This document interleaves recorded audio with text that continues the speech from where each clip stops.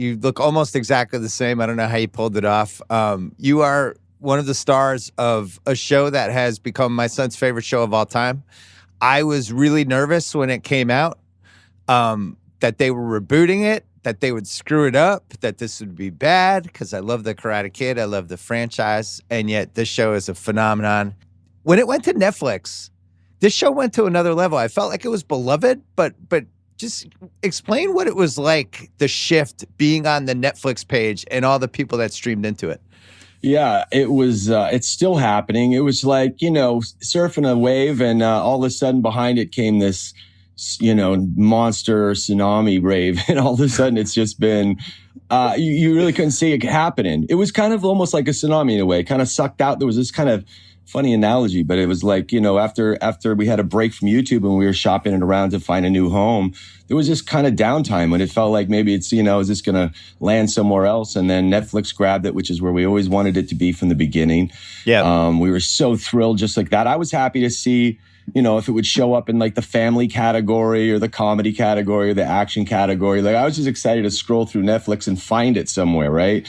And it came out in season 1 and 2, which had already been out for a while. So, but they knew what they were doing on that, and they grabbed the world, man. And all of a sudden it's overwhelming. It still is. I mean, I'm still seeing how the echoes of this show are reaching all corners of the earth. And it's a new stage for sure. Yeah, and you had, right after it got, or maybe right before it got released, or somewhere around the same time, they had changed the main page to have the trending thing. Yeah. And Cobra Kai was trending for just weeks on end. And I think my son's watched it 5 times from start to finish. She just loves it. And it's a super bingey show. But I think the part that amazed me, and I really feel like there's a blueprint for how to reboot franchises now, where normally like a good example is the Bad News Bears movie. And they just make it again 30 years later with Billy Bob Thornton. It's basically the same movie. And it's like, well, why'd they do that? Bad News Bears is still a good movie. So in the rebooting Karate Kid, which they did with Will Smith's son, they change it, they put it in a foreign country, but it's basically the same premise. Rebooting it this way, but I'm catching up with these characters that I liked 35 years ago was kind of genius. Did you, when they pitched this to you, what was your reaction? They hit me like a 3-headed dragon, man. They took me to a Mexican restaurant, told me they had a pitch for a new show they wanted to meet me on. Josh Heald, I worked with on Hot Tub Time Machine. I knew John Horowitz and Hayden Schlossberg from Harold and Kumar's. So I knew they were comedy writers. I knew their style. So when they pitched me an idea, like we want to talk about a show, I was ready for Harold and Kumar 6 or something like that. And then we sat down and they just spitfired Cobra Kai. And my jaw was on the table. I said, this is fantastic, just the idea of this. I said, but, for this to happen, you have to get a lot of people to sign off. You just can't imagine, rebooting a franchise like this. And then they said, we have everybody, Sony's on board, Overbrook's on board, everybody signed off. And then it started to dawn on me that, wow, this could be real. Yeah. And then I wanted to know, like, their pitch was exactly season 1. Imagine season 1 in 5 minutes. Okay. And you haven't heard anything about Johnny Lawrence or Daniel for all this time. So I was grabbing on to everything I could with what was familiar to me, which was Johnny and Daniel in that story. But then these guys had Miguel and Robbie and Sam and this whole other world that was completely foreign to me. And I couldn't grasp all that. My main thing was, what's the tone? Karate Kid's a family movie. It's a beloved family movie. How far does this go off? But by the end of it, I said, as long as you don't, what I don't want to do is I don't want to double down on my dickness. Like, I don't want to end up being the worst bad guy of all time and take a proverbial crane kick to the face at the end of this thing. So everybody hates me for all time. No, you're going to be more of an anti-hero. And then what they said, which really helped me understand the tone, they said, if there was no Karate Kid, we could call this Bad Sensei in the same way that Bad Santa. And then it clicked in and I kind of got it. Feeling stirred and hopeful and reluctant a little bit. I think all the fans, when they first saw this, it was a little bit like, don't mess with that. And I had that check in my spirit. I know Ralph did as well. But it was the guys. I love the guys. Their pitch was so solid. They really were so passionate about Karate Kid, so passionate about these characters, passionate about me as a bad guy. They follow me, just one of the guys in the back to school. Yeah. And, and that they wanted to give me a chance to have a little redemption. And all that was super exciting, whether it was, Karate Kid related or not. And so they said before the half hour was up, they're like, "Are you in or out?" And I said, "Well, I'm in. What's next?" And they say, "We got to get Ralph Macchio." And I said, "Good luck." Yeah. So that's it. Well, they did a nice job sketching out the kids, because obviously my son's 13. So he's going to gravitate to the kids' characters. They're near his age. And all of those are really well drawn. But I don't know if you remember this, but I was on Carolla's show. I remember. We did it together. Mid-2000s. Yeah. And you came on. Yep. And we did a whole thing about Karate Kid. And, it was one of my favorite movies when I was certainly in high school. And I just feel like it's exceptionally rewatchable. So we had a lot of questions. I think one of the things we talked about was, did Johnny Lawrence get a bad rap in that movie? Like, Daniel-san was kind of an asshole. Why haven't we shifted it? And that kind of became a thing on the internet, I think, over the last 15 years. And the show really tapped into that, where it's like, are we sure Johnny Lawrence was that much of a villain? You must have loved that part, though. I did, man. And listen, I've been a fan of yours for years. And you kept this, like, when you came out, I don't know what year, was it 2005 with the best sports movies or something? Yeah. Like, you had this platform and it was in my peripheral, Karate Kid and all this stuff. But like guys like you and Carolla and all these, Patton Oswalt, who just kept Johnny Lawrence and the Karate Kid, like, just kept kind of like tipping the rock up a little bit. Yeah. Like, man, it means so much. Like when they said would you want to do Bill? I said 100%, because. Oh, that's good. Like because guys like you are the guys that started some of this conversation and all that. But yeah, we talked about that on Carolla, and I always felt that way, because I always felt that Johnny was, listen, to play a character like that, you can't go in and think of him as evil. It just doesn't fit with your body, right? So I went in and I saw the goodness in him. I tried to find his vulnerabilities. I tried to find, okay, at the end of the movie, he hands a trophy, and so he's not all bad. He's a little redeemed. Kreese chokes him out. So I always felt like, he had a little bit of a redemption at the end. And at the beginning of Karate Kid 2, he's choked out of the franchise. Right. And I was at peace with it. So I always felt like, he was tough. Daniel, instigated it. Maybe Johnny overreacted a little. Maybe his training kicked in and he took things too far. But overall, he wasn't a bad guy. So, for the years that he was, labeled the biggest asshole and the worst villain and all those things, I'm like, sure, I was the antagonist, but I never saw him as a pure villain. I saw Kreese more as a pure villain. Yeah. So that conversation definitely happened. Like, people start, I don't know, in the replays over and over again, you start going, wait a second, the magic's wearing off. Bill Conti's music is the crescendo of the crane kick and the motion of Daniel and Miyagi and all that. But when you scrape it all away and you see this is a human story, maybe Johnny got a little bit of a bad rap as far as how he's been characterized for these 3 decades, Yeah, the next 2 Karate Kid movies didn't help the Daniel-san case, where it's like, this guy's a hero. And then by the time you get to Karate Kid 3, you're kind of hoping he gets his ass kicked. So it makes you reconsider the Johnny Lawrence piece of it. But sure. I also think it's a credit to, Rosillo and I did a Rewatchables about Karate Kid on the Rewatchables pod, I don't know, 6 months ago. And we were saying, like, the Johnny Lawrence character is just a really good character. You're talking where the 80s, where you had these villains, and they're always like super cartoonish and completely over the top. And it's like the Ivan Drago era of just sneering Russian who has 3 lines and is taking steroids and totally doesn't care if Apollo Creed dies. It's just completely over the top. And Johnny was a little more nuanced, especially as an 80s character where you have so many different high school movies. And the villain in the high school movie is always just the worst, most unredeeming asshole.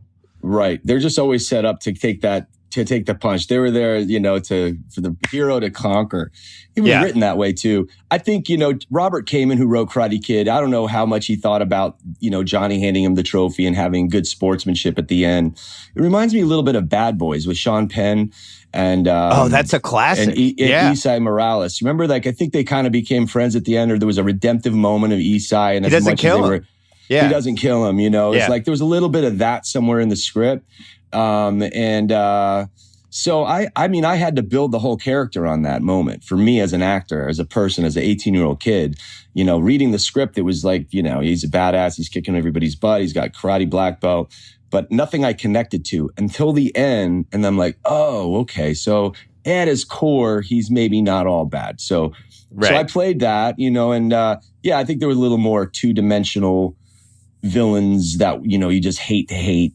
And I was just trying to make him human, you know. I just did my thing. And then, of course, credit all goes to the cutting and John Avildsen and the storytelling. And, you know, Miyagi saves Johnny in a way at the end and all the Cobra Kais. And there's that moment at the end of Karate Kid where, you know, we see Kreese directing Bobby to go sweep his leg. And all of a sudden we're having second thoughts. And there was all this kind of angst and stuff. And that kind of happened on the day. I remember like when we were filming that stuff, we didn't rehearse all that inner turmoil.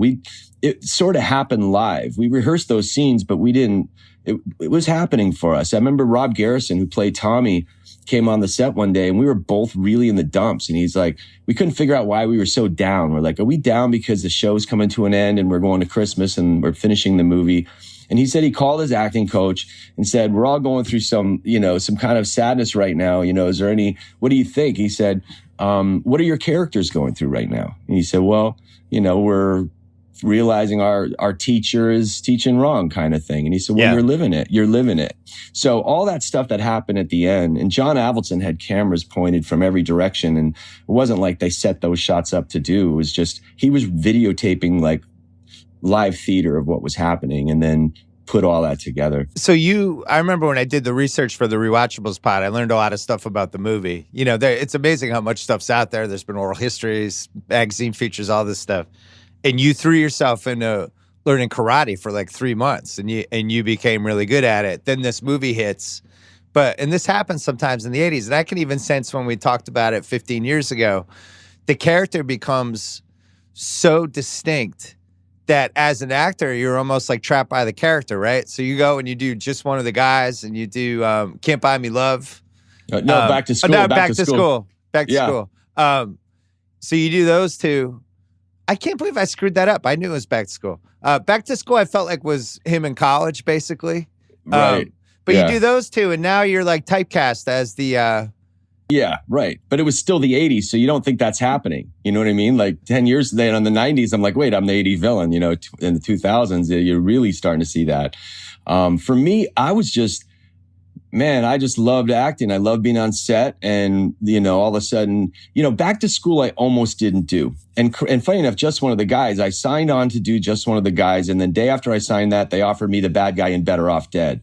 And I was already committed to Just One of the Guys. And I'm like, man, I want to go skiing with Cusack. That sounds fun. Yeah. But instead, I'm in the baking hot Arizona desert playing Greg Tolan, who really wasn't redeemable. I mean, there was nothing I could do for that guy. I just had to always make felt him like that was dumb. that was like a parody of a Johnny Lawrence character. Yeah, you know, and there was a lot of like Karate Kid references within the movie, and I complained about that. And I love it. It's an 80s, you know, kind of timeless film now to finally look back on and stuff. Wait, hold on. I have to interrupt. I think that worked out better for you just for the IMDb, because I think that's a better movie than Better Off Dead as 35 years later. I think it has better legs. That movie is definitely really good. It's actually like kind of shocking that the whole theme of the movie is the journalism teacher basically doesn't think she has what it takes to be a reporter because she's a female. So she has to go to another high school as a guy to prove she has the chops. It was like, it's never come out now in 2020.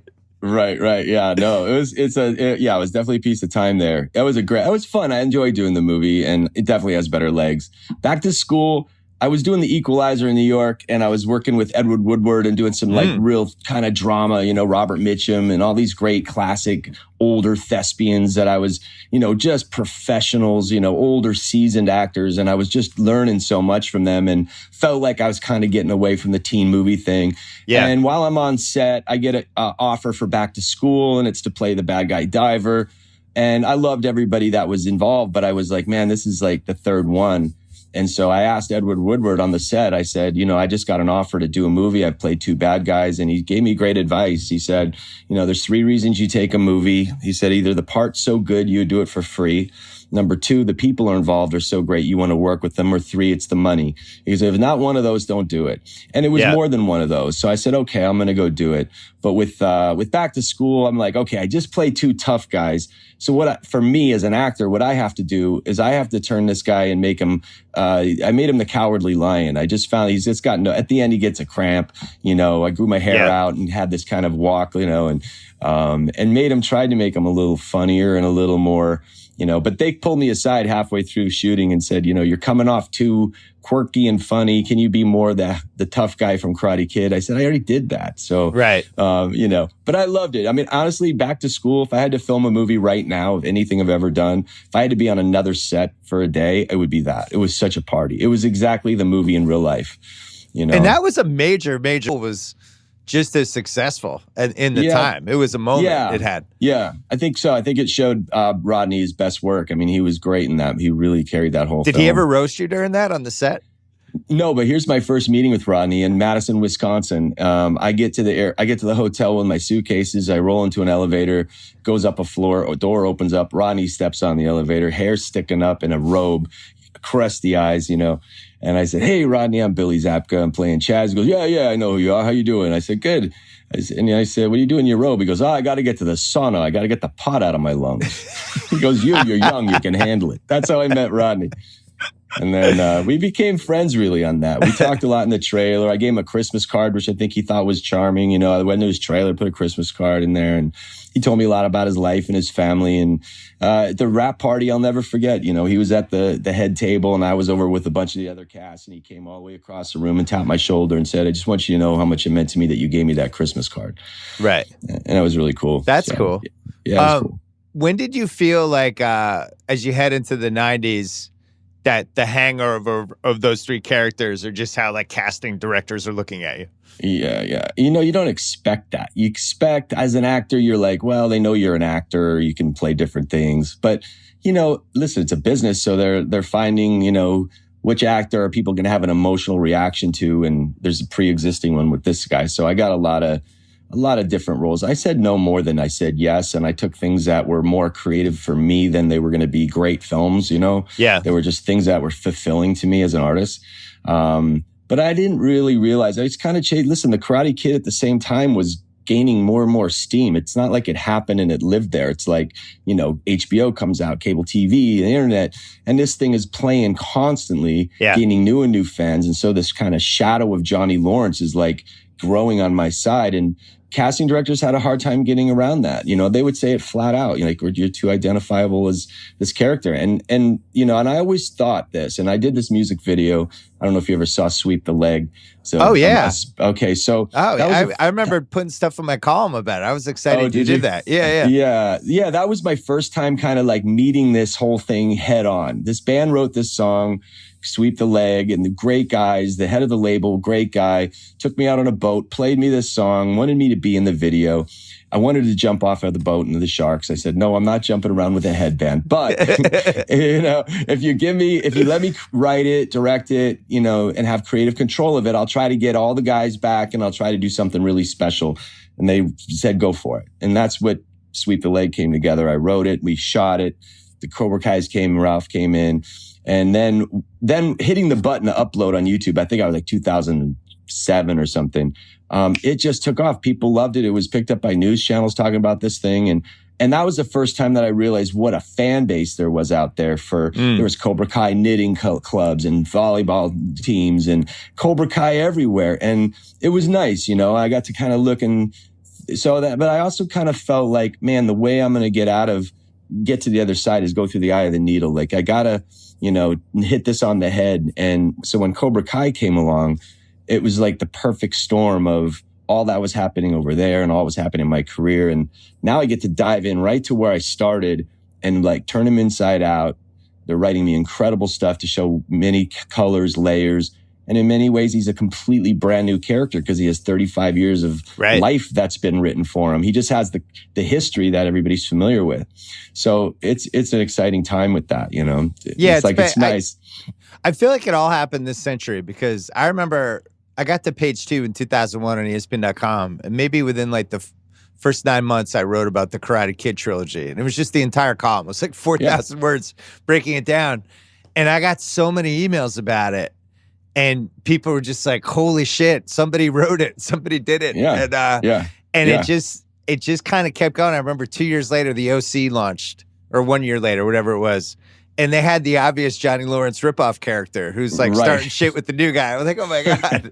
This is like so blatantly the Johnny Lawrence thing. It just kind of kept going. I think the thing that I got to say surprised me about Cobra Kai as a show was how good you were in it. And it made me kind of be like, Jesus Christ, like, what other stuff could this guy have been in? It actually kind of made me mad because I don't think A, it's not an easy character. B, you've got to basically shift somebody's perception of a TV show a lot. Like, his life's not great. He doesn't have a great apartment. Right. Hasn't really worked out. He's not a great dad.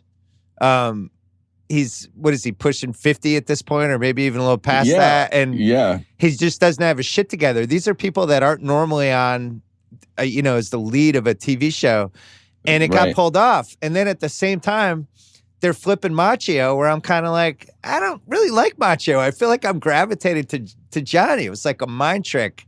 I don't know how they did that. As you're reading like the scripts for the first season, are you like, holy shit, this is actually like they pulled this off? Yeah, it was, wow, man.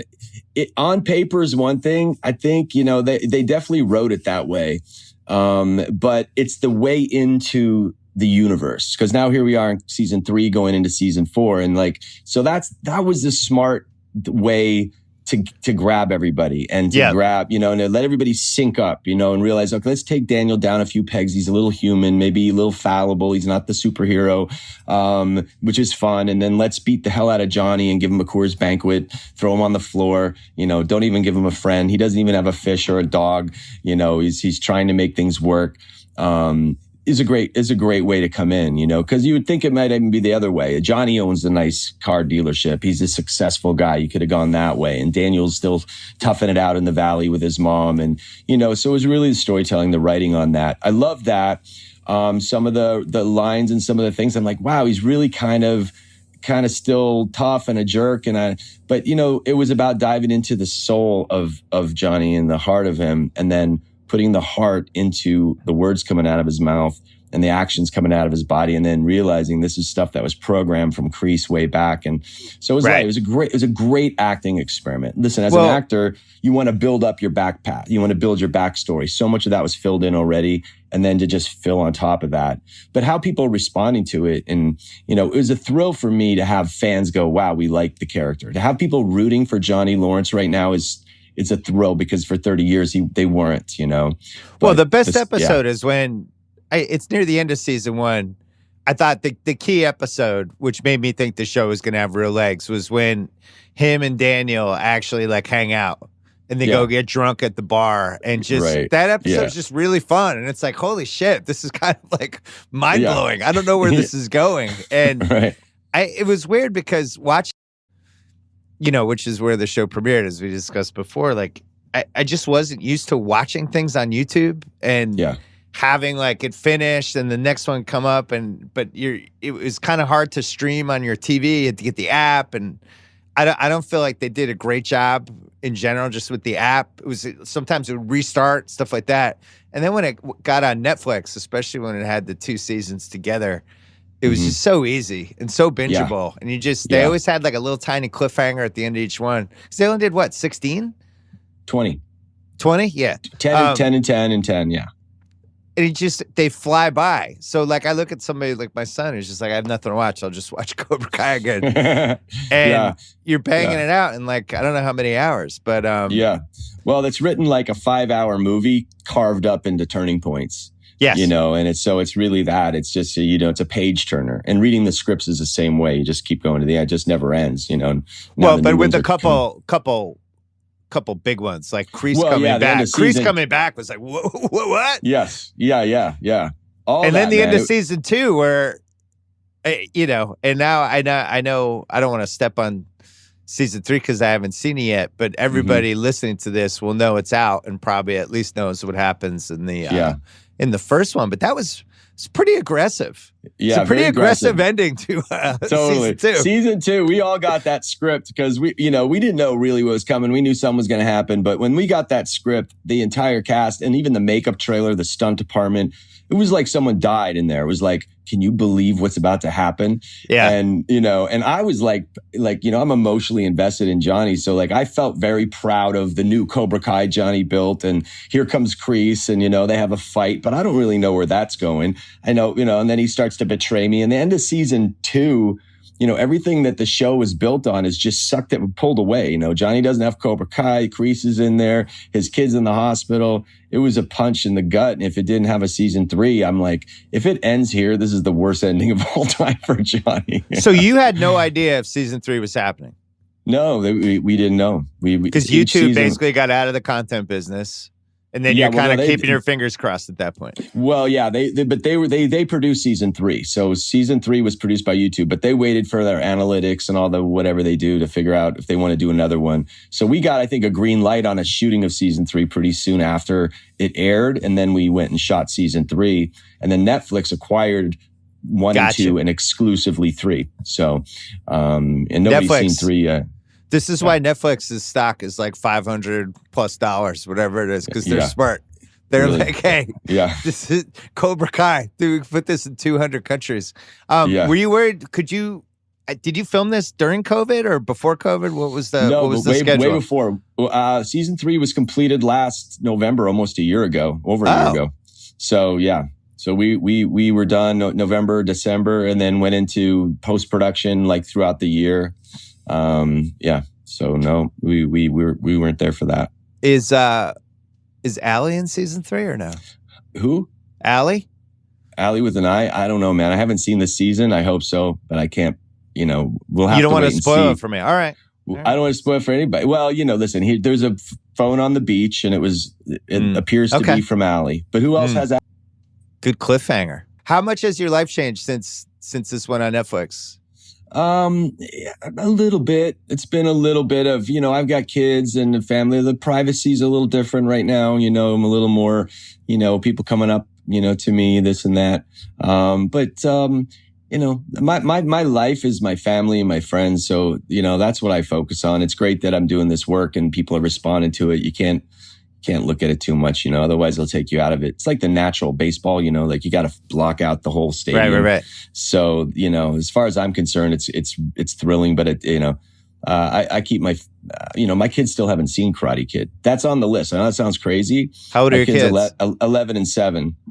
And I think that's on the list this week. Like they really want to see Karate Kid. They've been on set of Cobra Kai. They know Ralph and Marty and everything. But I didn't raise them to see Daddy as anything other than ride your bike and throw him a baseball and things like that. So that's so funny. I showed my kid when he was like 5. Well, if I was Daniel LaRusso in the movie, I would have showed it to him when they were born. Yeah, fair. This is your father. Right. He's a hero. So, he's a hero. Yeah, I mean, there was a time when Micah, my son, was, I think, about 5 or 6, and he asked me, we were always playing bad guy and good guy with Legos, and the bad guy always went down hard, and he found a picture of me and Ralph in the crane kick stance in my office, and he goes, "Dad, what's this?"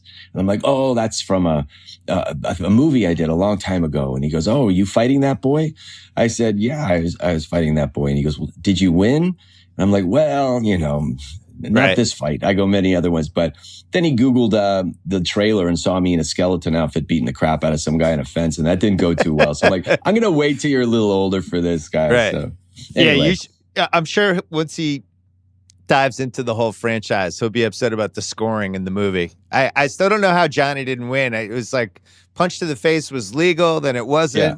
Then the crane kick is a kick to the face. That's somehow legal. I've still never figured it out. That's an ongoing debate. The replay show that was complete. I mean, it could have killed him, really. Totally took his neck back. I love that. It just thrusts his neck back, and then everybody rushes out and they give him a trophy. Unbelievable. It's an under 18 karate tournament. That couldn't have been. But hey, it worked with the movie. By the way, when I did the research on that, they filmed an actual karate tournament as you guys were filming the fights for the movie, which I never realized. They tried to make it as realistic as possible. So there's like real shit going on, right? That's right. Yeah. Yeah, there were real karate schools all around. All those kids sparring when Daniel walks in with Miyagi and checking it out, and all the kids fighting. All that was real stuff. Yeah. And then you fought like a couple dudes that were actually like real dudes. Yeah, the prelims. All the guys I fought, they were all real dudes. And the best of them all was Daryl Vidal, who plays Daryl Vidal. Yeah, the butterfly kicks. That dude. I mean, he also invented the crane kick. If you don't know who he is, he did it in the prosthetics. But I mean, that guy. I mean, he made me look great. He did these big butterfly kicks, and I just stood there and threw a round kick, and he flew midair on his back. Yeah. So all for those the guys people were really- listening, that's the guy Johnny fights in the semis. Yeah. And it is a destruction. It's a 3-0 massacre, but the guy you're massacring was the technical advisor Lee. for the whole movie. He was awesome. Yeah. All right. Well, listen, congratulations on all this. It's a great show. Thanks. It really is. I really like it. And I think it's so cool that it's a show like for people my generation, your generation, that we can watch with our kids. You know, and I think that's a really hard needle to thread. And somehow they did it. I think it's going to be a monster show during the holidays. I'm sure it'll be front and center on Netflix for a couple weeks there. But congrats on everything. I'm really happy for you. Thanks, buddy. Thank you, Bill, man. I appreciate it.